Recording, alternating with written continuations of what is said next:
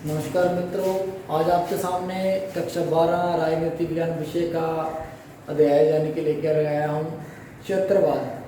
क्षेत्रवाद की समस्या हमारे राष्ट्र के अंदर या फिर हम बात करें संपूर्ण विश्व के अंदर समय समय पर एक चुनौती के रूप में उभर कर सामने आ रहा है। क्षेत्रवाद एक राष्ट्र की एकता के लिए, राष्ट्र की अखंडता के लिए बहुत ही संकटपूर्ण चुनौती है। इसका सामना करने के लिए बहुत ही सुदृढ़ प्रशासनिक व्यवस्था होनी चाहिए। इस क्षेत्रवाद है क्या, इसके कारण क्या है या फिर इसके दुष्परिणाम क्या है, तो इसके बारे में जो आज का हमारा जो टॉपिक है वह रहने वाला है। तो देखते हैं क्षेत्रवाद क्या है। क्षेत्रवाद की जो सामान्य तौर पर जो परिभाषा है या फिर हम इसका अर्थ लें तो ये बनता है कि स्थानीय निवासियों द्वारा यानी कि क्षेत्र विशेष में रहने वाले स्थानीय निवासियों के द्वारा राष्ट्र के मुकाबले में यानी कि राष्ट्र के मुकाबले में जब हम अपने देश के मुकाबले में अपने क्षेत्र विशेष को या प्रांत को ज़्यादा लगाव देने लग जाएं तो इसे क्षेत्रवाद कहते हैं। यानी कि मैं सिंपल परिभाषा बोल दूं, राष्ट्र के मुकाबले में अपने क्षेत्र विशेष को, अपने राज्य विशेष को अत्यधिक महत्वपूर्ण मानना, ये क्षेत्रवाद है। यानी कि इसमें हमारा राष्ट्र हमारे क्षेत्र से छोटा हो जाता है क्षेत्रवाद की दृष्टि से। ये इसकी परिभाषा है। अब इसके कारण क्या है, क्यों प्रत्येक व्यक्ति के अंदर ऐसी मानसिकता आ जाती है कि मेरा राष्ट्र मेरे क्षेत्र से छोटा है या फिर मेरा जो क्षेत्र है वो राष्ट्र से बड़ा है, ऐसी भावना क्यों होती है? इसके कारण है, क्या कारण है इसके बारे में देखते हैं। पहला कारण है इसका प्रकृति प्रदत्त विभिन्नताएं व असमानता है। प्रकृति प्रदत्त विभिन्नताएं व असमानताएं। एग्जाम्पल के भारत के अंदर बहुत ही बड़े विशाल साम्राज्य है। इसके अंदर बहुत सारे राज्य हैं। प्रत्येक राज्य की अपनी अपनी भौगोलिक परिस्थितियां हैं, सीमाएं हैं, असमानताएं हैं। एग्जाम्पल ले रहा हूँ इस लाइन को समझाने के लिए। विभिन्नताओं का मतलब है कि एक राज्य तो ऐसा है वहां पर प्रकृति के द्वारा बहुत ही उपयुक्त भंडार है, प्राकृतिक संसाधन है, उस राज्य का विकास हो सकता है। लेकिन दूसरी ओर में एक ऐसा भी राज्य है वहां पर प्राकृतिक संसाधनों की उपलब्धता नहीं है। तो जिस क्षेत्र में ज्यादा प्राकृतिक संसाधन उपलब्ध है वो क्षेत्र के लोग कहते हैं कि उस क्षेत्र दूसरे क्षेत्र के मुकाबले में हमारे क्षेत्र का ज्यादा विकास होना चाहिए, कारण कि प्राकृतिक संसाधन हमारे पास ज्यादा उपलब्ध है। ये पहला कारण है क्षेत्रवाद का। दूसरा कारण है इसी के अंदर यानी कि प्रशासन द्वारा संसाधनों का समान वितरण या फिर प्रशासनिक अभाव। अक्सर देखा जाता है कि जिस क्षेत्र विशेष का एमपी ऊपर जाकर के सेंटर में मंत्री बनता है तो वह ज्यादा से ज्यादा यानी कि अपने संसदीय क्षेत्र का विकास या फिर अपने राज्य क्षेत्र का विकास करने की कोशिश करता है अन्य क्षेत्रों के मुकाबले में। तो ऐसे कहीं ना कहीं जो प्रशासनिक जो भेदभाव हो जाते हैं इसके कारण यानी क्षेत्रवाद का जो कारण है वो बन जाता है। आगे हम इसमें बात करें केंद्रीय निवेश व विकास संबंधी विभिन्नताएं। केंद्रीय निवेश यानी कि केंद्र सरकारों के द्वारा भी कई बार निवेश यानी जो पैसा है, जो वित्त है, वह उसमें भेद किया जाता है। कैसे किया जाता है कि मान लीजिए किसी राज्य विशेष के अंदर जिस राजनीतिक दल की सेंटर में सरकार है उसी दल की राज्य में सरकार है तो उस क्षेत्र का विकास होगा। सेंटर में किसी और दल की सरकार है, राज्य में किसी और दल की विकास है सरकार है तो उस क्षेत्र का विकास होना थोड़ा सा मुश्किल हो जाता है। इस कारण से यानी क्षेत्रवाद की भावना में ज्यादा पड़ती है। इसके अंदर आगे हम बात करें ऐतिहासिक एवं राजनीतिक कारण। ऐतिहासिक और राजनीतिक के कारण बनते हैं जिसके कारण यानी क्षेत्रवाद की भावना बढ़ती है।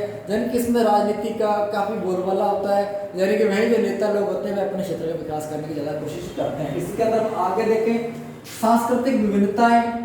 देखिए भारत विभिन्नताओं में एकता वाला राष्ट्र है, इसके बारे में हम पढ़ते हैं। सांस्कृतिक यानी कि सभी लोगों का अपना रहन सहन है, खान पीन है, वेशभूषा है, पहनावा है। तो लोग अपनी संस्कृति को, अपने पहनावे को, अपने क्षेत्र को बढ़ावा देने के लिए क्षेत्रवाद का सहारा लेते हैं। ये इसका बहुत बड़ा कारण है। इसी के अंदर हम आगे देखें भाषाई विविधता से क्षेत्रवाद की भावनाओं को अत्यधिक बल मिलता है। भाषा यानी कि जब आप राष्ट्र विशेष के मुकाबले में, जब राष्ट्रीय भाषा के मुकाबले में अपनी भाषा को ज्यादा तवज्जो देने लग जाओ, अपनी भाषा को, अपने क्षेत्र को ज्यादा महत्व देने लग जाओ तो इससे क्या होता है, इस क्षेत्रवाद बढ़ता है। ये बहुत बड़ी समस्या है। इसके लिए तीन भाषा का फार्मूला भी हमारे सामने आया था। तो यानी ये तो क्षेत्रवाद के कारण। आगे हम इसको देखेंगे कारण तो होगा क्षेत्रवाद है, लेकिन क्या इसके साइड इफेक्ट क्या है, क्या इसके दुष्परिणाम है जिससे हमारे राष्ट्र को नुकसान हो सकता है। तो देखते हैं यानी क्षेत्रवाद के क्या दुष्परिणाम है। आगे पहला, देश की एकता को चुनौती या फिर देश की अखंडता को चुनौती। यानी कि जब हम अपने क्षेत्र विशेष की मांग करने लग जाएं, उसके लिए विशेष दर्जा मांगने लग जाएं, यानी विशेष राज्य का दर्जा मांगने लग जाए, तो ऐसे में यानी कि हम क्या करते हैं, देश की एकता व अखंडता को चुनौती दे देते हैं। अक्सर हमारे राष्ट्र के अंदर कुछ राज्यों के अंदर समय समय पर जो यानी कि असामाजिक तत्व कह लो, उन्होंने हमारे भारत के अंदर, राज्यों के अंदर लोगों को भड़काने का कार्य किया है और भारत से अलग होने की कोशिश की है।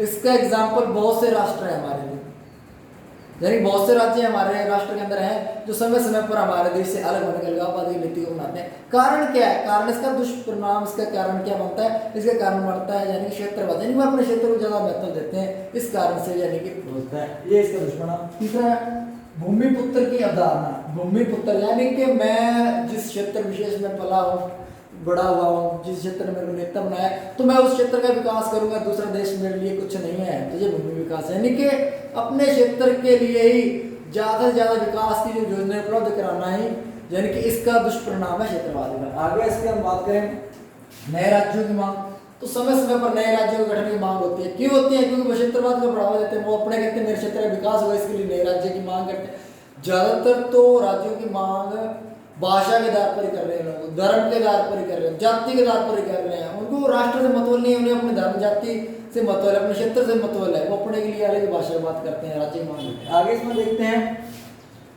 क्षेत्रीय राजनीति एवं राजनीतिक दलों का प्रभाव या प्रभावल्य। यानी कुछ क्षेत्रीय राजनीतिक दल हैं, वह अपने राज्य के लोगों के मतदान वोट को हासिल करने के लिए क्षेत्रवाद को बढ़ावा देते हैं। यानी कि वो लोगों को गुमराह करते हैं भी हम अपने राज्य के लिए, अपने क्षेत्र के लिए इस प्रकार का पैकेट लेके आएंगे, योजनाएं लेकर के हम इसके विकास के लिए ये कार्य करेंगे, वो करेंगे, ऐसे कुछ प्रलोभन भी देकर के यानी कि क्षेत्रवाद को बढ़ावा दिया जाता है राजनीतिक दलों के द्वारा। आगे हम इसमें बात करें राष्ट्रीय कानूनों व आदेशों की चुनौती। यानी कि जब हम राष्ट्र यानी कि देश के कानून को नहीं मानते हैं, उसका देशों को नहीं मानते हैं, कारण क्या है? क्षेत्रवाद है।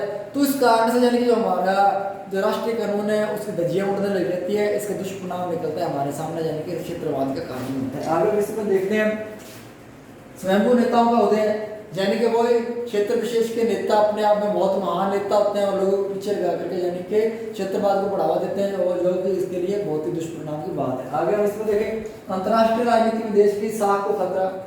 यानी कि जब किसी क्षेत्र विशेष को अपने विशेष महत्व देने लग जाए और उसकी मांग यानी कि अलग राज्य अलगाववाद की मांग को करने लग जाए, तो फिर ऐसे में यानी विदेशी दूसरे राष्ट्र होते हैं, यानी कि जिस राष्ट्र की अपने साथ नहीं बनती, तो वो राष्ट्र अंतर्राष्ट्रीय मंचों में या न्यायालय में जाकर उन लोगों की आवाज़ उठाता है कि उस राष्ट्र के अंदर मानवाधिकारों का उल्लंघन हो रहा है, हनन हो रहा है। इसके लिए यानी कि अंतर्राष्ट्रीय लेवल पर किसी भी राष्ट्र की जो साख गिरती है, उसका सबसे बड़ा कारण सांप्रदायिकता, क्षेत्रवाद, भाषावाद, यानी ये सारा कुछ बन जाता है। तो आगे हम अभी हमने बात की है क्षेत्रवाद के क्या कारण है, और उसके बाद हमने 2 नंबर बात की इसके दुष्परिणाम। कारण हो गए दुष्परिणाम। अब इस क्षेत्रवाद की समस्या को किस प्रकार से रोका जाए, इसके क्या समाधान है? इसके समाधान के 5 बिंदु क्या है देखते हैं। पहला, संतुलित राष्ट्रीय नीति, यानी कि सभी राज्यों के लिए, सभी क्षेत्र विशेष के लिए एक सी राष्ट्रीय नीति होनी चाहिए, यानी कि सभी के लिए समान रूप से आर्थिक पैकेज, सामाजिक राहत, आर्थिक राहत, राजनीतिक राहत समान रूप से सभी राज्य क्षेत्रों को मिलनी चाहिए, जिससे यानी क्षेत्रवाद की भावना को कम किया जा सके। आगे इसके अंदर राज्य में स्थायी आधारभूत ढांचागत विकास, यानी जो पिछड़े हुए राज्य हैं उनके विकास के लिए आधारभूत ढांचा, यानी कि सही विकास के लिए समय समय पर औद्योगिक संस्थानों की स्थापना या फिर उनके विकास के लिए अवसर उपलब्ध कराने चाहिए। आगे है विकास के प्रयोजन, यानी कि जो क्षेत्र अति पिछड़े क्षेत्र है उनके विकास के लिए सरकार को, केंद्र या राज्य सरकार को चाहिए समय समय पर यानी कि योजनाएं लेके आने, इसके लिए जैसे कि BDP योजना या फिर DPP योजना या CA योजना, कई योजनाएं ऐसी है जो पिछड़े क्षेत्रों को अग्रणी आगे लाने के लिए कार्यक्रम चलाए जाते हैं। इसमें आगे बात करें प्रशासनिक दृष्टि से छोटे राज्यों का गठन, यानी कि प्रशासनिक दृष्टि से यानी कि प्रशासन को किस प्रकार से सुदृढ़ किया जा सके, इसके लिए छोटे राज्यों की गठन किया जाए, जिससे यानी कि अच्छी तरह से प्रशासन को चलाया जा सके। आगे इसमें बात करते हैं सांस्कृतिक विभिन्नताओं के एकीकरण की ताकत बनाना, यानी कि हमें सांस्कृतिक एकता को बनाए रखने के लिए सरकारों को चाहिए समय समय पर यानी कि प्रोग्राम आयोजित किए जाए, यानी संस्कृतियों या समुदायों को एकता का सूत्र बनाया जाए।